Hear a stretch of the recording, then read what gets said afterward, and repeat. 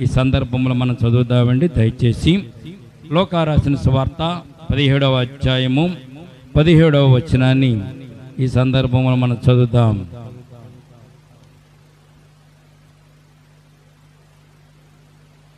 అందుకు యేసు 10 మంది శుద్ధులైరి కారా, ఆ 90 ఎక్కడ? ఈ అన్యుడు తప్ప దేవుని మహిమపరచుటకు తిరిగి వచ్చిన వాడెవడును అగపడలేదే అని చెప్పాను. ప్రియమైన బిడ్డలారా, వాక్యం నిమిత్తం చిన్న ప్రార్థన చేస్తాను. ప్రేమల తండ్రి, కృపగల దేవాందమ్మనైనా మరి సదాపన లేఖన భాగాన్ని విరిచి వడ్డించండి నైనా. నీ బిడ్డలమైన మా వెనుకల్లో ప్రభా వినగల చెవులు గ్రహింపగల హృదయం అంగీకరించే మనసు ఆనందించే ఆత్మను దయచేయండి.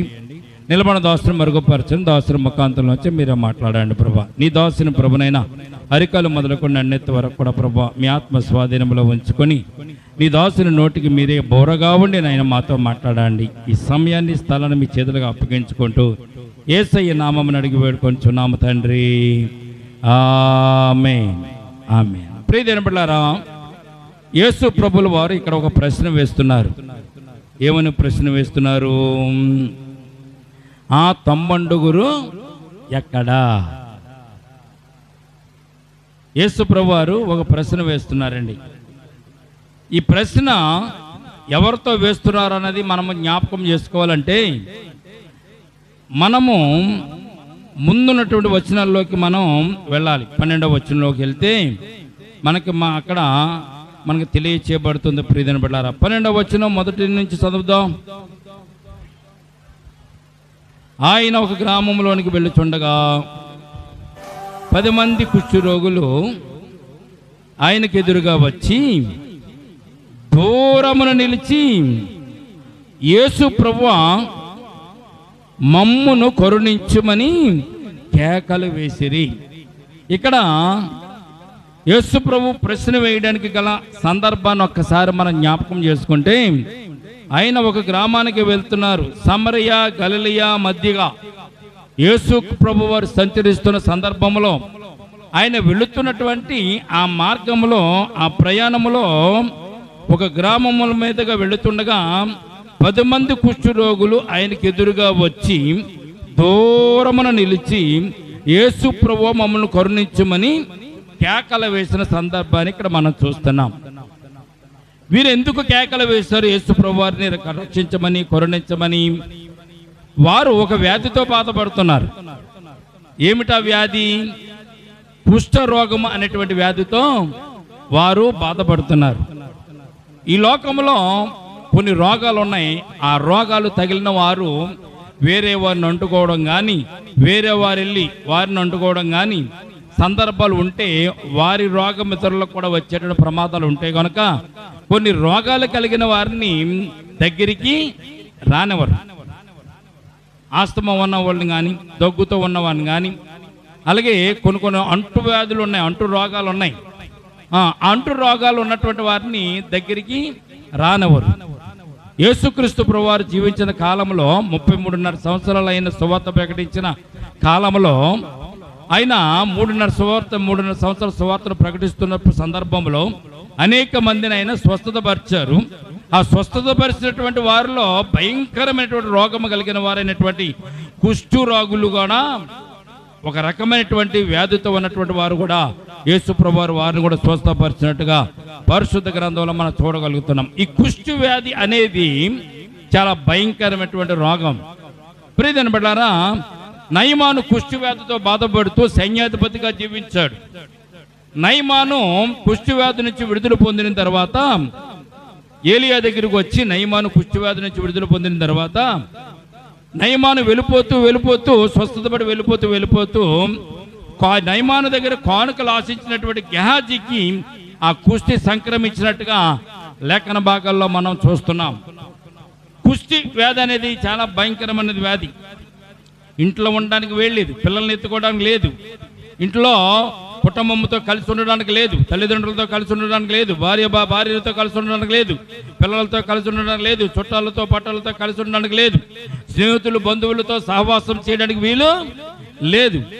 ఇంకొక మాట చెప్పాలంటే ఆ కుష్టి వ్యాధి కలిగిన వారు ఊరిలో ఉండటానికే వీల్లేదు. కుష్టి వ్యాధి కలిగిన వారు ఊరిలో ఉండటానికే వీల్లేదు. వారు అందమైన గృహం కట్టుకోవచ్చు, అందాలతో ఇంటిని అలంకరించుకోవచ్చు, డబ్బు ఉండొచ్చు, ధనం ఉండొచ్చు, బంగారం ఉండొచ్చు, ఆస్తుపాస్తులు చాలా ఎక్కువ ఉండొచ్చు, పిల్లలు కలిగి ఉండొచ్చు. కానీ కుష్టి వ్యాధి సోకినటువంటి వ్యక్తి ఇంట్లో ఉండడానికి వీలు లేనటువంటి పరిస్థితి ఆ రోజుల్లో. అటువంటి పరిస్థితి కలిగినటువంటి కుష్టి వ్యాధిగ్రస్తులు ఇక్కడ బైబిల్ గ్రంథంలో మనం చూస్తే 10 మంది మనకు ఇక్కడ కనబడుతున్నారు. యేసు ప్రభువు దగ్గరికి వచ్చింది ఎంతమంది అండి? 10 మంది కుష్టు రోగులు యేసు ప్రభువు దగ్గరికి వచ్చినట్టుగా మనం చూస్తున్నాం. ఆయన ఒక గ్రామంలోనికి వెళ్ళుచుండగా 10 మంది కుష్టు రోగులు ఆయనకు ఎదురుగా వచ్చిరి. ఎంతమంది వచ్చారండి? 10 మంది కుష్టు రోగులు ఎదురుగా వచ్చారు. ఎదురుగా వచ్చి యేసు ప్రభువు మమ్మలను కరుణించమని వారు కేకలు వేయడం మొదలుపెట్టారు. ఆ కేకలు వేయడం వారు ఎంత దూరంలో ఉండి కేకలు వేశారన్నది ఒక్కసారి మనం చూస్తే ప్రియమైన బిడ్డలారా, రోగులు ఆయనకు ఎదురుగా వచ్చి దూరమున నిలిచి, ఎక్కడ నిలిచారంటే అండి యేసు ప్రభు వారికి దూరంగా నిలిచి, వారి స్థితిని మనం జ్ఞాపకం చేసుకుంటున్నాం. వారి స్థితి ఏమిటంటే మనుషులకు దూరంగా ఉండేటటువంటి స్థితి, ఈ లోకస్తులకు మరి దూరంగా ఉండే స్థితి, కుటుంబానికి దూరంగా ఉండే స్థితి, ఆ ఊరి జనానికి దూరంగా ఉండే స్థితి. ఆ దారి వెంబడి ఎవరైనా వెళ్తుంటే ఒకవేళ ఆ దారి వెంబడి వెళ్తున్న వారికి దూరంగా నిలుచునేటువంటి స్థితి. దగ్గరికి వచ్చిన అదొక శిక్ష, దగ్గరికి వస్తే అదొక శిక్ష వారికి విధించేవారు. వారు దూరంగా ఉండాలి, ఊరుకు దూరంగా ఉండాలి, ఇంటికి దూరంగా ఉండాలి, ప్రజలకు దూరంగా ఉండాలనేటువంటి కట్టడి ఆ రోజుల్లో ప్రభుత్వాలు నిర్ణయించినట్టుగా మనం చూస్తున్నాం ప్రియమైన బిడ్డలారా. కనుక యేసు ప్రభు వారి దగ్గరికి రావడానికి కూడా వారు దూరంగా నిలుచుని యేసు ప్రభు వారిని కేకలేస్తున్నారు.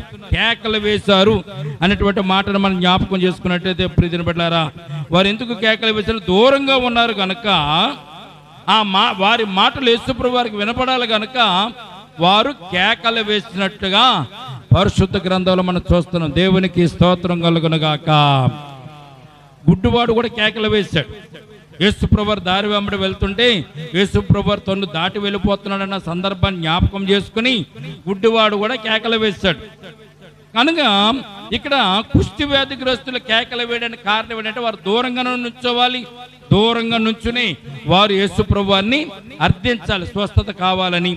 ప్రియమైన బిడ్డలారా, యేసుక్రీస్తు ప్రభు వారు కరుణా సంపన్నుడు గనక, కనికర సంపన్నుడు గనక, ప్రేమ చూపించేవాడు గనక, కరుణ చూపించేవాడు గనక వారు వచ్చి యేసు ప్రభు దగ్గరకు వచ్చి వారు అడిగినప్పుడు ప్రియమైన బిడ్డలారా, యేసు ప్రభు వారు వారిని స్వస్థ చేయడానికి ఆయన ఒక మాట అన్నట్టుగా పరిశుద్ధ గ్రంథంలో చూస్తున్న 14వ వచనం చూడండి. వారు ప్రభువా మమ్మను కరుణించమని కేకలు వేసిరి. ఆయన వారిని చూసి, మీరు వెళ్ళి మిమ్మును యాజకులకు కనపరుచుకుని వారితో చెప్పాను. దేవునికి స్తోత్రం కలుగునుగాక. ఒకటే మాట యేసు ప్రభువు వారు ఏమన్నారు? మీ కుష్టు వ్యాధి పోవును గాక, మీరు స్వస్థపడుదురుగాక, మీరు మరలా కుటుంబాలతో కలిసి ఉందురుగాక, ప్రజలతో సహవాసం చేదురుగాక అని యేసు ప్రభువు వారు ఏ మాట కూడా అనలే. ఇక్కడ యేసు ప్రభువు వారు చెప్పిన మాట ఏంటో తెలిసింది. మీరు వెళ్ళి యాజకునకు ఏమన్నారండి?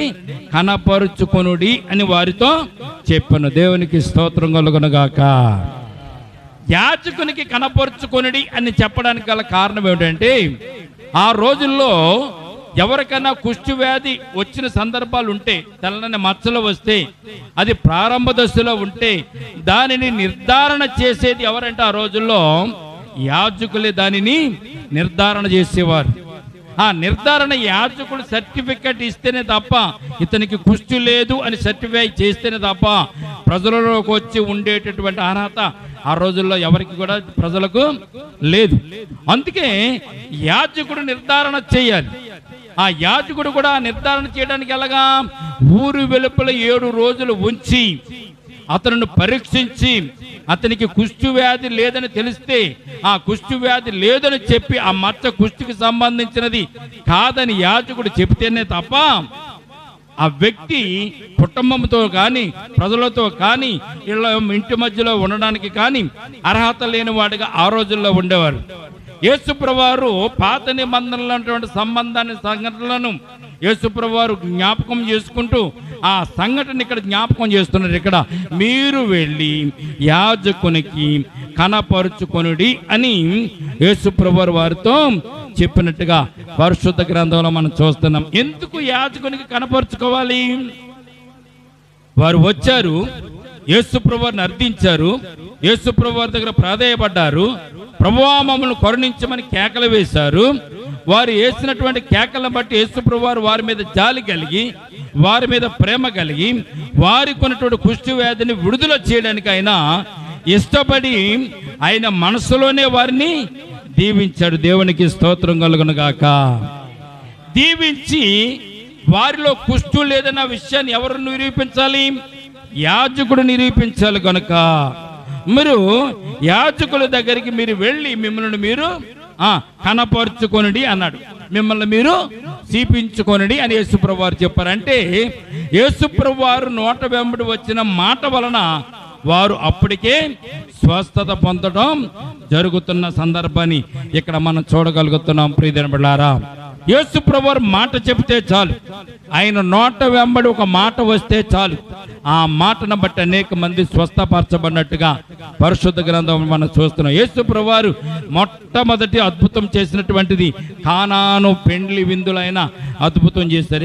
ఏం చేశారు? ఆయన ద్రాక్షారసం అయిపోతే ఆ ద్రాక్షరసం అయిపోయిందని తల్లి వచ్చి చెప్పినప్పుడు యేసుప్రభువు చెప్పిన మాట ఏంటి? ఖాళీగా ఉన్నటువంటి 6 బాణాల నిండా మీరు నీళ్లు నింపుడి అన్నారు. నీళ్లు నింపిన తర్వాత ఈ నీటిని ముంచుకుని తీసుకుని వెళ్ళి విందు ప్రధాన యాజకునికి మీరు చూపించండి అన్నారు. అంతే. నీళ్లు ద్రాక్షారసంగా మారిపోవును గాక, ఈ నీళ్ళన్నీ కూడా ద్రాక్షారసం చేత నిండిపోను గాక, మధురముగా మారిపోవును గాక. యేసుప్రభువు ఏం మాట్లాడలే, ఆయన ఒకే ఒక మాట అన్నారు, ఈ నీటిని తీసుకుని వెళ్ళి ముంచుకుని వెళ్ళి విందు ప్రధానికి చూపించండి అన్నారంతే. ఆ బాణలో నీళ్లు నింపేసరికి నింపినటువంటి నీళ్లను ముంచుకుని తీసుకుని వెళ్ళినటువంటి ఆ పనివారికి తప్ప అక్కడ ఏం జరిగింది ఎవరికి కూడా తెలియదు. ప్రియమైన బిడ్డలారా, ఆయన ఎప్పుడైతే ముంచి తీసుకుని వెళ్ళండి అని చెప్పారో అన్న వెంటనే ఆ నీరు ద్రాక్షరసముగా మారిపోయింది. దేవునికి స్తోత్రం కలుగునుగాక. రంగు రుచి ఆ నీటికి వచ్చినట్టుగా మనం చూస్తున్నాం. ఆ నీటిని తీసుకువెళ్ళి విందు ప్రధాన యాజకునికి చూపించినప్పుడు విందు ప్రధాన యాజకుడు ద్రాక్షరసం అయిపోయింది కదా, ఎక్కడ తీసుకొచ్చారు అని చూస్తూ దానిని కొద్దిగా రుచి చూసినప్పుడు అంతకు ముందున్నది జబ్బు ద్రాక్షరసం అని, ఇప్పుడు ముంచుకు తీసుకుని వచ్చినటువంటి యేసుప్రభువు వారు నీటిని ద్రాక్షరసం మార్చినటువంటి ఆ నీరు, ఆ ద్రాక్షరసము మధురమైనదిగా విందు ప్రధాని చాలా కోప్పడిపోయాడట పెండ్లి వారి మీద. అక్కడ సంఘటన చదివినప్పుడు మనకు ఆశ్చర్యం వేస్తుంది. ఎవడైనాను మొత్తుగా ఉన్నప్పుడు జబ్బు ద్రాక్షరసం పోస్తాడు, ముందు మంచిది పోస్తారు. మీరైతే ముందు జబ్బు ద్రాక్షరసం పోసి ఇప్పుడు మంచిది మీరు ఉంచుకున్నారని వాళ్ళ మీద దెబ్బలాడాడు విందు ప్రధాని. అంటే యేసుప్రభువు వారు నోటి వెంబడి వచ్చిన మాట వల్ల తయారైనటువంటి ఆ నీరు ద్రాక్షరసం మారినప్పుడు అది చాలా మధురముగా తయారైనట్టుగా మనం చూస్తున్నాం. అంటే ఆయన నోటి వెంబడి వచ్చిన ప్రతి మాట కూడా ఆ రోజుల్లో ఫలించేది కదా. దైవ కుమారుడు ఆయన, దేవుని దగ్గర నుంచి వచ్చినవాడు, దేవుని కుమారుడు కనుక, దేవుని అంశమున ఈ భూమి మీదకి వచ్చారు కనుక ఆయన నోటి వెంబడి ఆయన ఏం చేసినా అద్భుతాలే జరిగేవి. దేవునికి స్తోత్రం కలుగునుగాక. వీరు కూడా యేసుప్రభుని అర్థించినప్పుడు యేసుప్రభు వారి దగ్గరికి వచ్చి ఆమె కరుణించమని కేకలు వేసినప్పుడు ప్రభు వారు అన్నారు, మీరు వెళ్ళి యాజకునికి కనపరుచుకొనుడి అన్నారు. వారికి ఏం అర్థం అవ్వాలి? యాజకుని కనపరుచుకోవడం ఏంటి? నీకు కనపరుచుకోవడానికి మేము వచ్చాము, యాజకునికి కనపరుచుకోమంటున్నావు ఏంటి ప్రభువా అని వారు మనసులో అనుకుని ఉండొచ్చు. అయితే ఆయనకి ఎదురాడి చెప్పడానికి ఎవరికి ధైర్యం లేదు కనుక వారు మాట్లాడకుండా మౌనంగా వారు ఏం చేస్తున్నారంటే, చదవండి అక్కడ, ఎక్కడికి వెళ్తున్నారు? యాజకులకు కనపరుచుకుని వారితో చెప్పాను, వారు వెళ్ళుచుండగా వారు శుద్ధులయ్యారు. దేవునికి స్తోత్రం కలుగునుగాక. ఏం చేస్తుండగా వారు శుద్ధులయ్యారు? ప్రభువు చెప్పినటువంటి మాట విని, ఆ మాటకు లోబడి, ఆ మాటకు విధేయత చూపించి, ఆ విధేయత ప్రకారము వారు యాజకుని దగ్గరికి, యాజకుడు ఎక్కడ ఉంటాడు? ఊరు లోపల ఉంటాడు.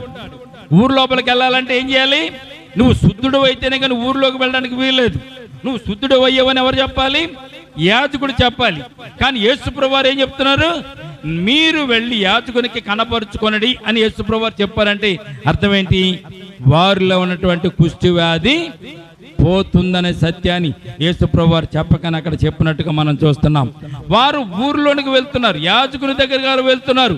వెళుతున్నటువంటి మార్గంలోనే ఏమైందంటే వారు యాజకునికి కనపరుచుకుండని వారితో చెప్పిన వారు వెళ్ళుచుండగా వారు ఏం చేశారంటే అండి, శుద్ధులైపోయారంట. దేవునికి స్తోత్రం కలుగునుగాక.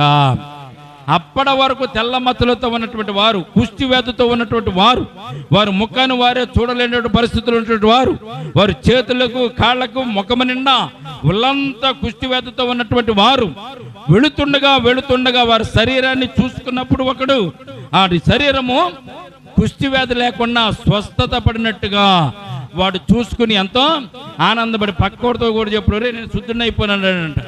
పక్కోడు కూడా అంటే నేను శుద్ధుని అయిపోయానంట.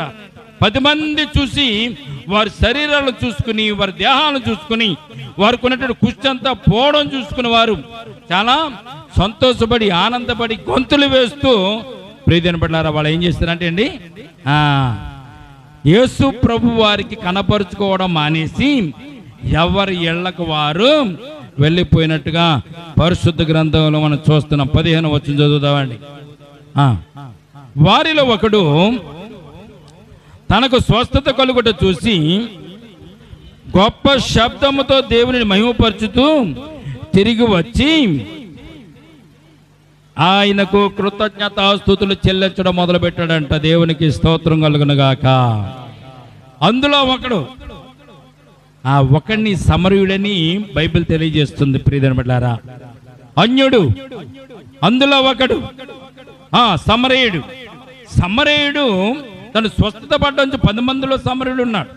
వాడు స్వస్థపడడం చూసి, తను శుద్ధుడవడం చూసి తన్ను ఆశ్చర్యసగుతుడైపోయి వెంటనే ప్రభువు చేసినటువంటి స్వస్థతను ప్రభువును స్తుతించడానికి గణపరచడానికి పరుగున యేసు ప్రభువు దగ్గరికి వచ్చినట్టుగా పరిశుద్ధ గ్రంథంలో మనం చూస్తున్నాం. వారిలో ఒకడు తనకు స్వస్థత కలుగడం చూసి గొప్ప శబ్దంతో దేవుని మహిమపరచుతూ, గొప్ప శబ్దం అంటే ఇక కేకలు వేసేస్తున్నాడు అండి.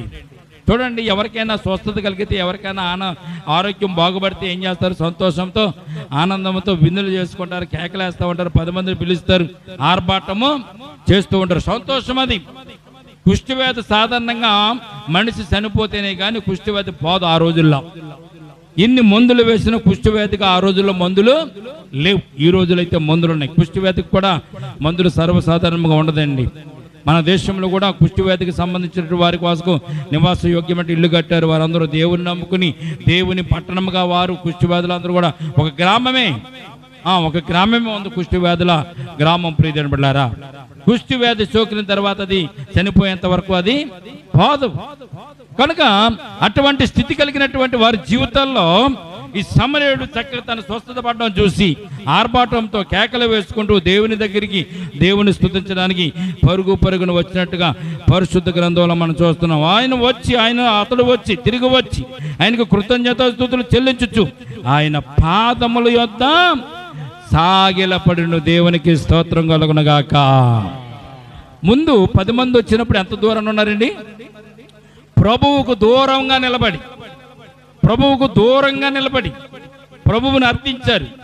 స్వస్థత చేయమని అర్థించారు, రక్షణ కావాలి, రక్షించమని. కానీ దేవుడు స్వస్థపరిచిన తర్వాత, ప్రభువు స్వస్థపరిచిన తర్వాత, కుష్ఠవ్యాధి పోయిన తర్వాత ఇతడు ఎక్కడికి వచ్చాడండి? ఇప్పుడు ప్రభువు యొక్క పాదాల దగ్గరకు వచ్చి పాదాలు పట్టుకున్నట్టుగా పరిశుద్ధ గ్రంథంలో మనం చూస్తున్నాం. సాగిలపడి ఆయన పాదముల యొద్ద అతడు దేవుని స్తుతిస్తున్నట్టుగా మనం చూస్తున్నాం. దేవునికి స్తోత్రం కలుగునుగాక. అప్పుడు వాడు ఏమని రాయబడింది? అతడు సమరయుడు. దేవునికి స్తోత్రం కలుగునుగాక. సమరయుడు అంటే దేవునికి సంబంధించిన వాడు కాదు, అంటరాని వారు, దేవునికి ఊరికి దూరంగా ఉన్నటువంటి వారు ఈ సమరయుడు. ప్రియమైన పిల్లరా, అతడు సమరయుడు ఒక్కడే వచ్చాడు. 10 మంది శుద్ధులు అయిపోయారు, 10 మంది స్వస్థత పడ్డారు. 10 మందిలో ఒకడే వచ్చి ఏం చేశాడండి? యేసు ప్రభు యొక్క పాదాల దగ్గర కూర్చొని యేసు ప్రభువారిని స్తుతిస్తూ ఉన్నట్టుగా మనం చూస్తున్నాం. అందుకు యేసు ప్రభు వారు చెప్పిన మాట ఇందాక మనం 17వ వచనం మనం అందుకు చదువుదాం. అందుకు యేసు 10 మంది శుద్ధులైరి గారా 90 ఎక్కడా? ఈ అన్యుడు తప్ప దేవుని మహిమపరచుటకు తిరిగి వచ్చిన వాడు ఎవడును అగపడలేదా అని యేసుక్రీస్తు ప్రభువారు ఇక్కడ ప్రశ్న వేశారు. ప్రియమైన బిడ్డలారా, ఈ రాత్రి మనం కూడా ప్రశ్న వేసుకోవచ్చు. మిగిలిన వారు ఎక్కడ? రానటువంటి వారు ఎక్కడ? దేవుని స్తుతించడానికి, దేవుని గణపరచడానికి, ఆయన సన్నిధానానికి రాలేకపోయిన వారు ఎక్కడ? ఎందుకంటే ఆయన చేసే మేలులు కావాలి, ఆయన చూపించే కృప కావాలి, ఆయన చూపించే ప్రేమ కావాలి, ఆయన ఇచ్చేటటువంటి సంపద కావాలి, ఆయన ఇచ్చే కష్టార్జితం కావాలి, కష్టాల నుంచి ఆయన విడుదల పొందించాలి, ఇరుకుల నుంచి తప్పించాలి, ఇబ్బందుల నుంచి తొలగించాలి, పిల్లలకు కావలసినటువంటి, కుటుంబానికి కావలసినటువంటి అనేక రకాలైనటువంటి అవసరతలు దేవుడు తీర్చాలి. కానీ దేవుని సన్నిధానంలోకి వచ్చి దేవుని స్తుతించేటటువంటి వారు ఎక్కడా అని ప్రభువు కూడా ప్రశ్న వేస్తూ ఉంటారు. ప్రియమైన బిడ్డలారా, దేవునికి స్తోత్రం కలుగును గాక. 10 మంది శుద్ధులయ్యారు కదా. ప్రభువు ఎలాదా శుద్ధులవుతారని తెలుసు, అందుకే యాజకునికి కనపరుచుకోమన్నారు. ఇంతకీ వీళ్ళు ఎక్కడికి వెళ్ళిపోయారు? ఈ 10 మంది ఎక్కడికి వెళ్ళిపోయారండి? మిగిలిన 90 ఎక్కడికి వెళ్ళిపోయారు?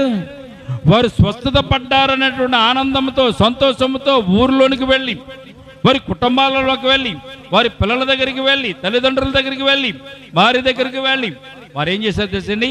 ఆనందంతో స్వస్థపరిచిన ప్రభువును మర్చిపోయి వారు ఇళ్ళకి వెళ్ళిపోయినట్టుగా మనం చూస్తున్నాం. 10 మంది 9 మంది ఏమైపోయారండి? స్వస్థపరిచిన యేసుక్రీస్తు ప్రభు వారు మర్చిపోయి వారు వారి గృహాలకు వారు వెళ్ళిపోయారు. కానీ ఇక్కడ ఒక చిన్న ట్విస్ట్ ఒకటి ఉంది. ప్రియమైన బిడ్డలారా, ఏంటో ట్విస్ట్ తెలుసండి? ఇక్కడ ప్రభు వారు చెప్పిన మాట ఒక్కసారి మనం జ్ఞాపకం చేసుకున్నట్లయితే 19వ వచనం చదువుదాం. నీవు లేచి పొమ్ము, నీ విశ్వాసము నిన్ను స్వస్థపరచెను అని ఆయనతో చెప్పిన. దేవునికి స్తోత్రం కలుగును గాక. మిగిలిన 90 ఏమైపోయారు? మరలా వారికి మరలా కుష్టివ్యాధి వచ్చింది, మరలా ఊరికి దూరంగా వారు వెళ్ళిపోయినట్టుగానే మనం చూస్తున్నాం. ప్రియమైన, ఎందుకంటే దేవునిని మరలా వచ్చి దేవుని కనపరచిన వారు, దేవుని స్తుతించిన వారు, దేవుని చేసినటువంటి ఉపకారాన్ని మర్చిపోయేటటువంటి వారు. ఈ రోజున ఉపకారాన్ని మర్చిపోయేవారు చాలా మంది ఉన్నారు, చేసిన మేలుళ్ళు మర్చిపోయేవారు ఉన్నారు, ఉపకారానికి అపకారం చేసేవారు ఎక్కువైపోయారు. ప్రియమైన బిడ్డలారా, చాలాసార్లు మనం అంటూ ఉంటాం, తిడుతూ ఉంటాం. కొంతమంది మీద బాధ కలుగుతూ ఉంటుంది. నా ఉప్పు తిని, నా చేతి నీళ్ళు తాగి నన్నే అనింద బోళ్ళు చేశారని చెప్పి మనం కొంతమందిని మనం తిడుతూ ఉంటాం. అంటే మన దగ్గర తింటారు, మన దగ్గర ఉంటారు, మన దగ్గర తాగుతారు, మనం ఇచ్చినటువంటి ఆతిథ్యం తీసుకుంటూ ఉంటారు, తర్వాత మన మీద తిరగబడుతూ ఉంటారు. ప్రియమైన బిడ్డలారా, ఇదంతా కూడా ఈ రోజుల్లోనే కాదండి, పూర్వకాలంలోనే 2000 సంవత్సరాల క్రితం యేసుక్రీస్తు ప్రభువారు ఉన్నప్పుడే ఉపకారానికి అపకారం చేసేవారు, ఉపకారాన్ని గుర్తించుకోలేని వారు, ఉపకారానికి తగినటువంటి కృతజ్ఞత తెలియజెప్పని వారు 6 రోజుల్లోనే ఉన్నారన్న విషయాన్ని మొట్టమొదటిగా మనం జ్ఞాపకం చేసుకోవాలి. సంఘంలో అనేక మంది ఉండేవారు, సంఘంలో అనేక మంది దేవుని స్తుతించేవారు, ఆరాధించేవారు. వారందరూ కూడా ఈ రోజున ఉపకారము పొంది మేలును పొందుకొని సంఘాలు విడిచి వెళ్ళిపోయిన సందర్భాలు అనేకమైన ఉన్నాయి. ప్రియమైన బిడ్డలారా, వారు మాకేం చేశారు అన్నటువంటి సందర్భాలు కూడా మనం చూస్తున్నాం. యేసుక్రీస్తు ప్రభు వారు చేసినటువంటి మేలులు ఈ 90 గుర్తించలేకపోయారు. 90 గుర్తించలేకపోయారు. సమరయుడు ఒక్కడే, అన్యుడైనటువంటి సమరయుడు ఒక్కడే గుర్తించి ప్రభువు దగ్గరకు వచ్చి ప్రభు పాదాల వద్ద దేవుని స్తుతించినట్టుగా పరిశుద్ధ గ్రంథంలో మనం చూడగలుగుతున్నాం. అయితే ఈ 10 మంది కూడా యేసు ప్రభు వారు చెప్పిన మాటను విని వెళ్ళడానికి గల కారణం ఏంటంటే వారు విశ్వాసం ఉంది. ప్రభువు చెప్పారు కనుక మనము వెళితే మనకు స్వస్థత కలుగుతుంది అని వారు విని నమ్మి వారు వెళ్ళారు. కానీ విశ్వాసం అయితే ఉంది, కానీ వారికి ఏం లేదండి, స్వస్థత పడినందుకు కృతజ్ఞత వారికి లేదు అనే విషయాన్ని ఈ రాత్రి మనం జ్ఞాపకం చేసుకోవాలి. ప్రియమైన బిడ్డలారా, కనుక సమరయుడు ఒక్కడే స్వస్థత పొంది 10 మంది స్వస్థత పొందినా కానీ సమరయుడు ఒక్కడే వచ్చి దేవుని స్తుతించి దేవుని గణపరిచినట్టుగా పరిశుద్ధ గ్రంథంలో మనం చూడగలుగుతున్నాం. దేవునికి స్తోత్రం కలుగును గాక. ఈ రాత్రి మనం దేవుడు అడుగుతున్నాడు, ఆ 10 మంది ఎక్కడా అని. మిగిలిన 10 మంది శుద్ధులయ్యారు కదా, మిగిలిన 90 ఎక్కడా అని ప్రభు వారు ఇక్కడ ప్రశ్న వేస్తున్నారు. ఈ యొక్క మరి కుష్టి వ్యాధిగ్రస్తులను బట్టి పాత నిబంధన గ్రంథంలో కూడా ప్రభువు చెప్పారు. పాత నిబంధన గ్రంథంలో కూడా దేవుడు ఒక ప్రశ్న వేసినట్లుగా పరిశుద్ధ గ్రంథంలో మనం చూడగలుగుతున్నాం. ప్రియమైన బిడ్డలారా, చూద్దామా ఒక మాట మనం పాత నిబంధన గ్రంథంలో కూడా ఒక మాటను మనం జ్ఞాపకం చేసుకుందాం. హెబ్రీ రాసిన పత్రిక 11వ అధ్యాయం 7వ వచనం మనం చదువుతాం. ఈ సందర్భంలో హెబ్రీ రాసిన పత్రిక 11వ అధ్యాయము 7వ వచనం చూడండి. 7వ వచనం చూద్దాం ఒకసారి.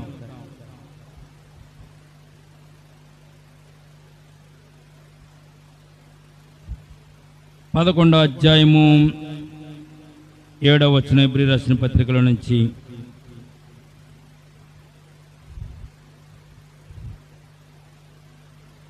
విశ్వాసమును బట్టి నోవాహు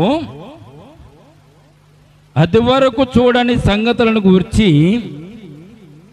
దేవుని చేత హెచ్చరింపబడి భయభక్తులు గలవాడై తన ఇంటి వారి రక్షణ కొరకు వాడను సిద్ధము చేసెను.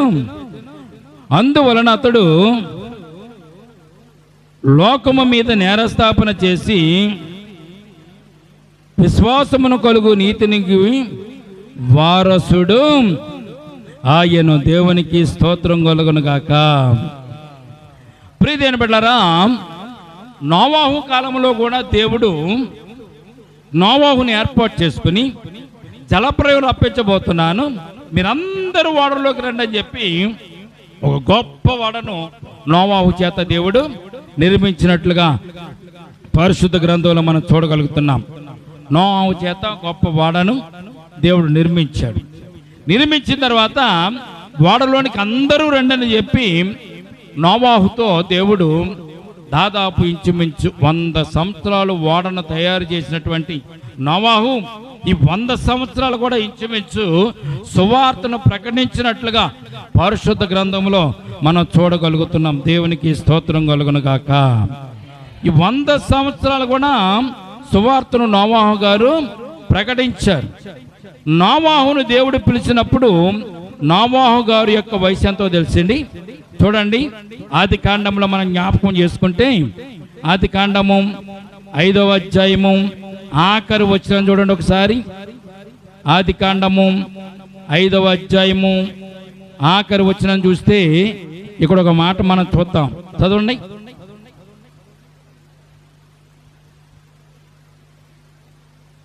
ఆది కాండము 5వ అధ్యాయము ఆఖరి వచనం అంటే 32వ వచనం. నోవాహు 500 ఏండ్లు గలవాడై సేమును హామును యాపేతుమును కనిమెనును. ఎప్పుడంటే ఆ టయానికి దేవుడు నోవాహును పిలిచేసరికి నోవాహుకున్నటువంటి వయసు ఎంతండి? 500 ఏండ్లు. అలాగే 7వ అధ్యాయం 7వ వచనం చూడండి. 6వ వచనం కూడా చూడండి. ఆ జల ప్రవాహము భూమి మీదకు వచ్చినప్పుడు నోవాహు 600 ఏండ్ల వాడు. దేవునికి స్తోత్రం కలుగునగాక. దేవుడు నోవాహును పిలిచేసరికి 500 ఏండ్లు గలవాడు. నోవాహును పిలిచి వాడను చేయమనేసరికి నోవాహుకు 500 సంవత్సరాల ఏండ్లని బైబిల్ తెలియజేస్తుంది. తర్వాత నోవాహు ఓడను తయారు చేసిన తర్వాత ఓడలోనికి వెళ్ళిన తర్వాత జలప్రలయం స్టార్ట్ అయ్యేసరికి నోవాహు యొక్క వయసు 600 సంవత్సరాలని బైబిల్ మనకి తెలియజేయబడుతుంది. అంటే 500కి 600కి మధ్యలో 100 సంవత్సరాలు ఉన్నాయి. నోవాహు ఓడను కడుతూ కడుతూ కడుతూ నోవాహు ఓడను చేస్తూనే ఉండేవాడు. తర్వాత ఆ ఓడను చేస్తూ ప్రజలందరికీ సువార్తను ప్రకటించేటటువంటి వాడు. 1 పేతురు 3వ అధ్యాయము 20వ వచనం ఒకసారి మనం చదువుదామండి. 1 పేతురు రాసిన పత్రిక 3వ అధ్యాయము 20వ వచనం చదువుదాం. 3వ అధ్యాయం 20వ వచనం.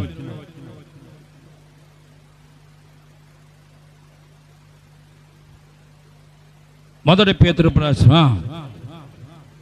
దేవుని దీర్ఘశాంతము ఇంకా కనిపెట్టుచున్నప్పుడు పూర్వము నోవాహు దినములలో వాడ తయారు చేయబడుచుండగా అవిధేయులైనటువంటి వారి యొద్దకు, అనగా చెరలో ఉన్న ఆత్మల యొద్దకు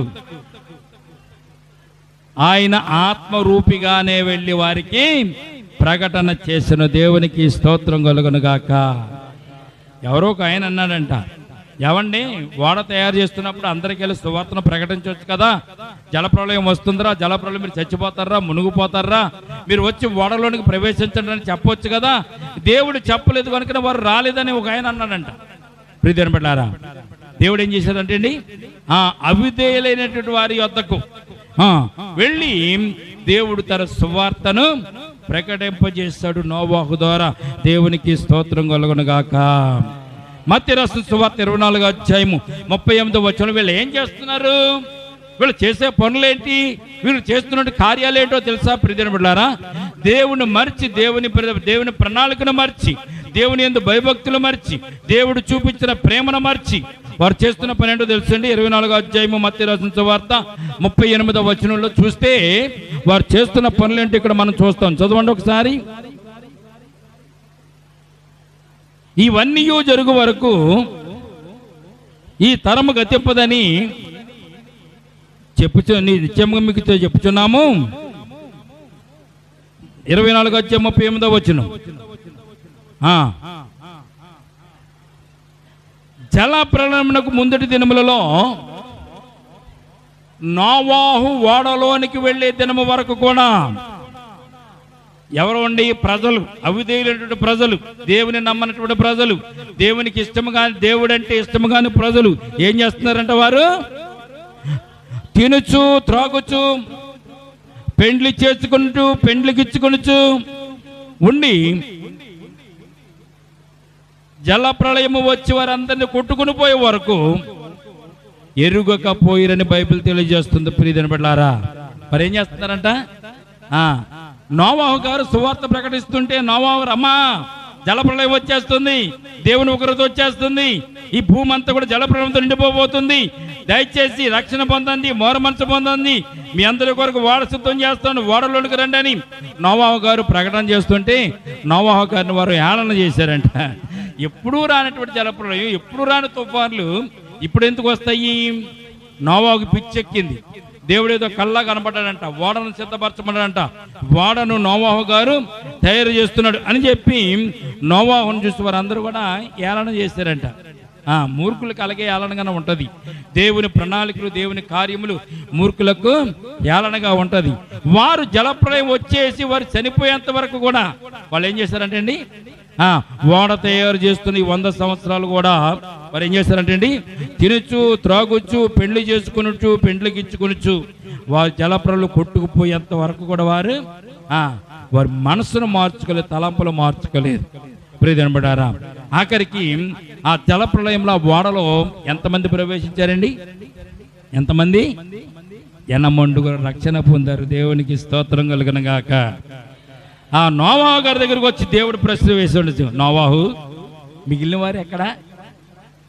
మిగిలిన వారు రాలేదే, వారు కూడా ఓడ తయారు చేసావు కదా, వారందరూ కూడా వచ్చి వాళ్ళలోకి ఎక్కుతారని కదా వాడు ఎంత పెద్ద వాడని తయారు చేసావు, కనుక మిగిలిన వారు ఎక్కడ అని నోవాహును కూడా దేవుడు అడిగితే నోవాహు ఏం చెప్తాడు? ప్రభువా వారు రాలేకపోయారని చెప్తాడు.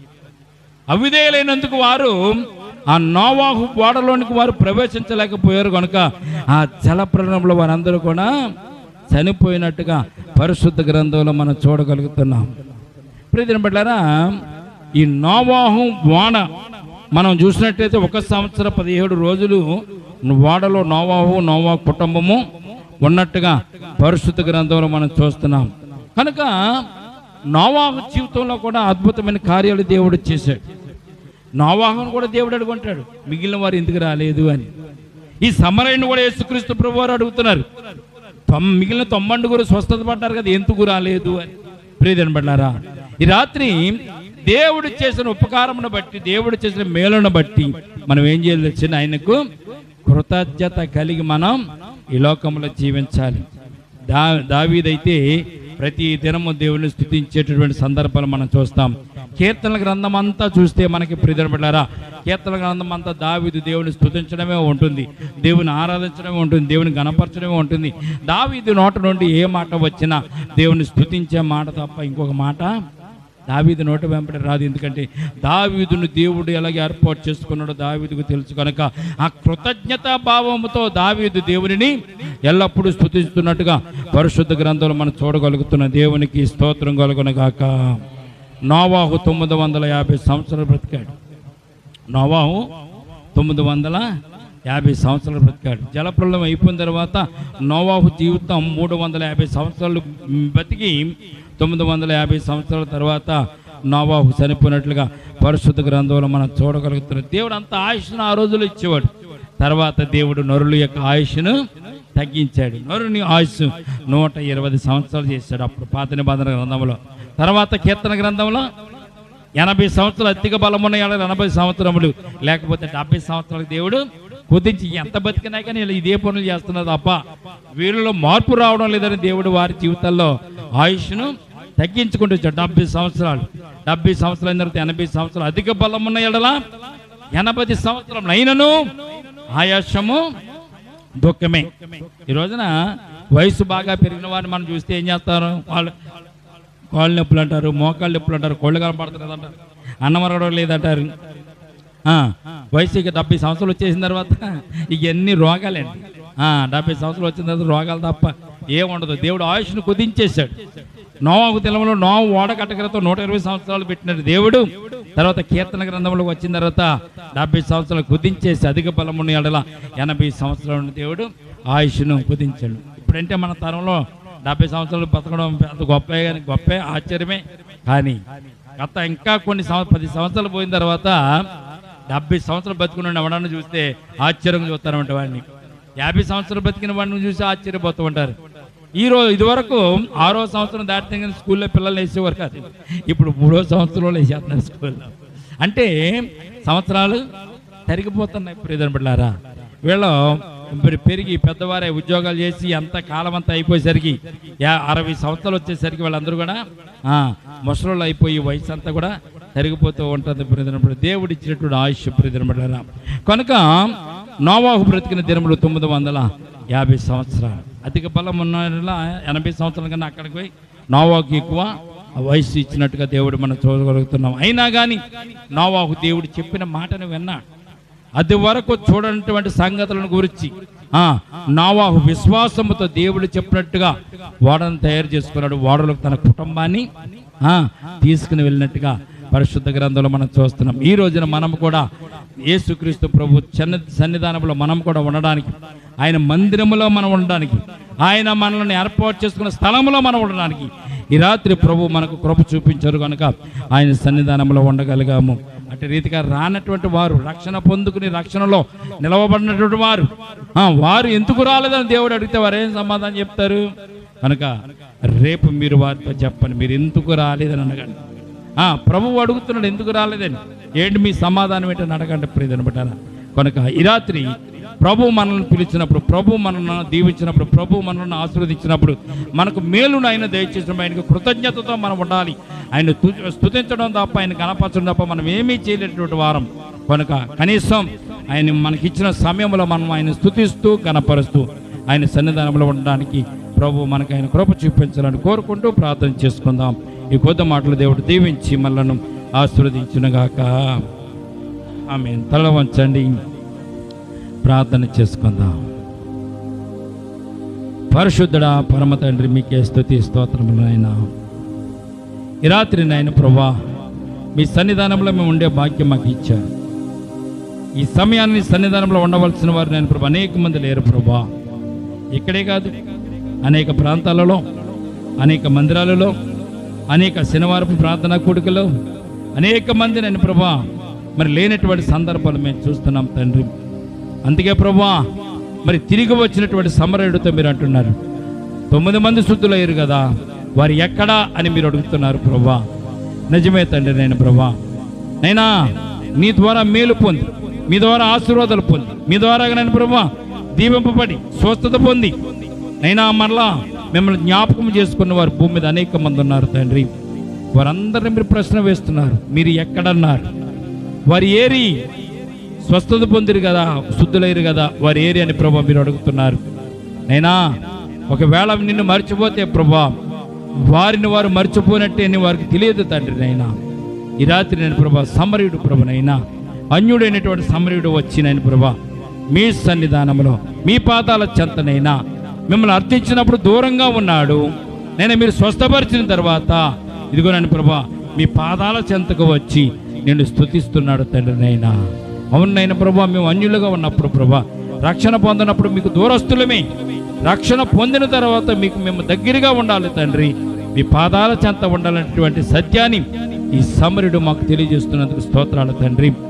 సమరుడు కృతజ్ఞత కలిగిన ప్రభా తిరిగి వచ్చి నేను స్తుతించాడు, నేను గణపరిచాడు తండ్రి. నైనా మిగిలిన 9 మంది కృతజ్ఞత లేకుండా ప్రభా వారు నేను ప్రభు నిన్ను విడిచి వెళ్ళిపోయారు. నైనా ఈ లోకంలో అనేక మంది నేను ప్రభా మీరు చేసిన ఉపకారాలను బట్టి మేలును బట్టి ఆశీర్వాదాలు పొందుకుని కూడా ప్రభా నిన్ను గుర్తించుకోలేనటువంటి వారు భూమి మీద చాలా మంది ఉన్నారు తండ్రి. నైనా వారందరినీ క్షమించండి, వారిలాగా మేము కూడా ఉన్నామేమో మమ్మల్ని కూడా క్షమించండి, మమ్మల్ని కూడా మన్నించండి ప్రభా.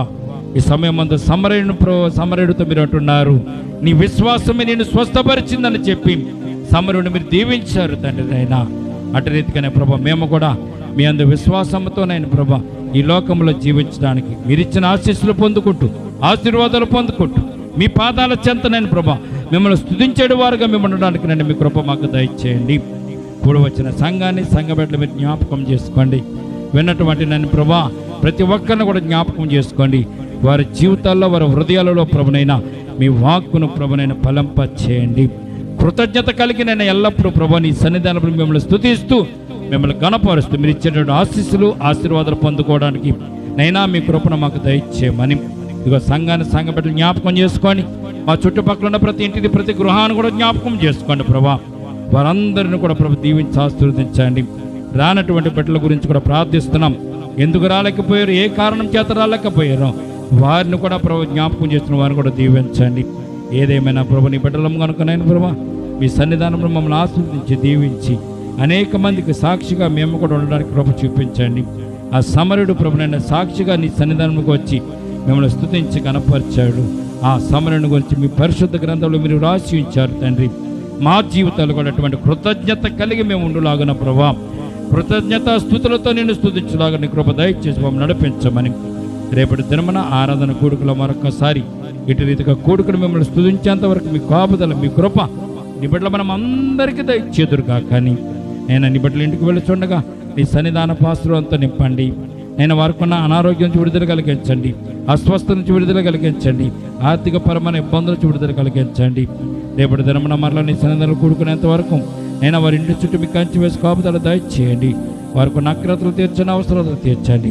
వారి జీవితంలో ప్రభు మేలుతో నింపి నడిపించమని చేసిన ప్రార్థన పాదశాన్ని చేర్చుకోమని నైనా ఈ రాత్రి నేను ప్రభా నీ బిడ్డలమైన మా చుట్టూ మీ కంచి వేసి కాపుదలు దయచేయమని త్వరలో అటువంటి నజరేయుడైన యేసుక్రీస్తు పరిశుద్ధ నామమున ప్రార్థించి మిక్కిలి వినయముతో బ్రతిమలాడి వేడుకొంచున్నాము తండ్రి.